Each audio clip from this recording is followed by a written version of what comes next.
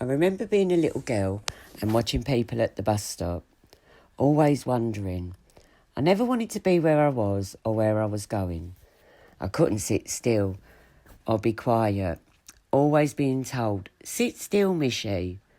I dreamt of a knight in shining armour to take me away from my life that I didn't feel I belonged in. I didn't know then what I know now. I wanted to be comfortable in my own skin and have my own sense of belonging. At 16, a knight in shining armour come along. I got caught up in this whirlwind of what I thought was love, although with him came smack heroin. I remember the first time I used that warm, fuzzy feeling I was in love. I wanted to feel like this all the time. It was what they described as a ready brick glow. There was years of chaos, too many stories to mention. Also, lots of fun. Among these, I had 3 daughters. I desperately wanted to be the mum they needed. I tried my best, but with a hole in your soul and a desperate need for drugs, I never quite managed it. It took my partner dying for me to realise something's got to change. I can clearly remember waking up in detox and thinking, fucking hell, I've got 3 kids. Shit's just got real. I've got to grow up, and I remember being really scared, but I had no choice. Then along came NA. I finally found somewhere I belong, where the painters, the poets and the prostitutes and all the sensitive people go, where you're made welcome with a cup of tea and a hug. I dragged my daughters all over London. We had fun, tears, screaming, but no drugs, high on life. I have to say, I was devastated when they told me I could never use drugs again, but over time that changed. I'd worked so hard on myself that eventually I was ready for a relationship. I didn't feel so broken anymore, and I met my knight in shining armour.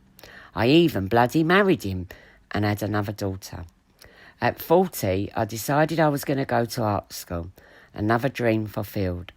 My work was chaotic, all about my dark side, taking photos of every street I'd used drugs on. I was having a funeral for my past. I'm proud to say, finally, at 50, I feel like a fully fledged responsible adult who's in touch with the little girl inside. Now I sit at the bus stop with my story, wondering what the person's next to me is. I was born of 2 addicts. My dad, who died when I was little, and my mum, who's now years clean. When I tell people this, they suddenly get this look of guilt. And sometimes I even say sorry. But that's not what I want.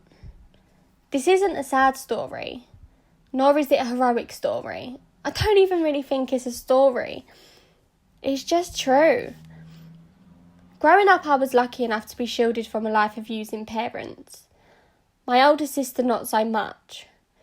But growing up, they always told me the stories, because most of them involved my dad.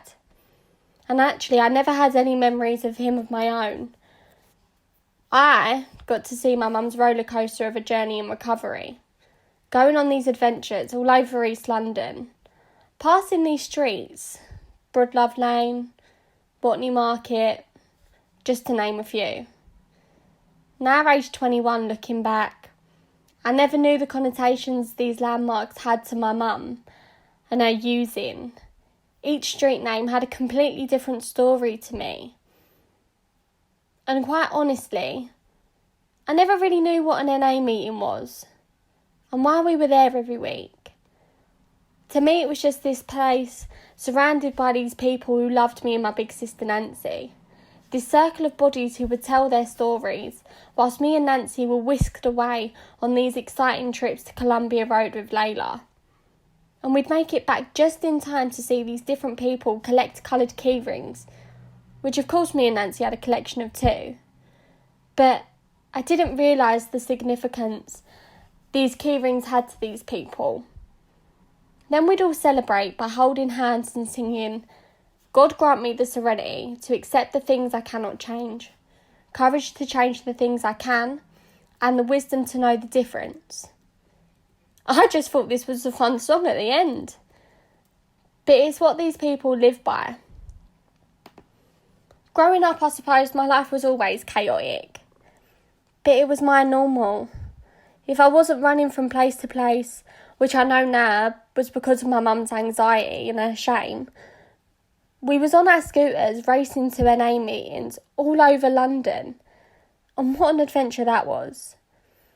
I forever think myself fortunate enough to have had a childhood surrounded by these colourful people, who to me were just James, Layla, Mark, and last but not least, Peter, my stepdad. To me, these wasn't ex-users. They were more than that. If it wasn't for NA, I don't believe I would have had the so-to-say normal childhood I did, and the life I have now. However, I still noticed I was brought up differently. From about 13, I was parented the NA way, infused with lessons that they'd learnt on the 12th.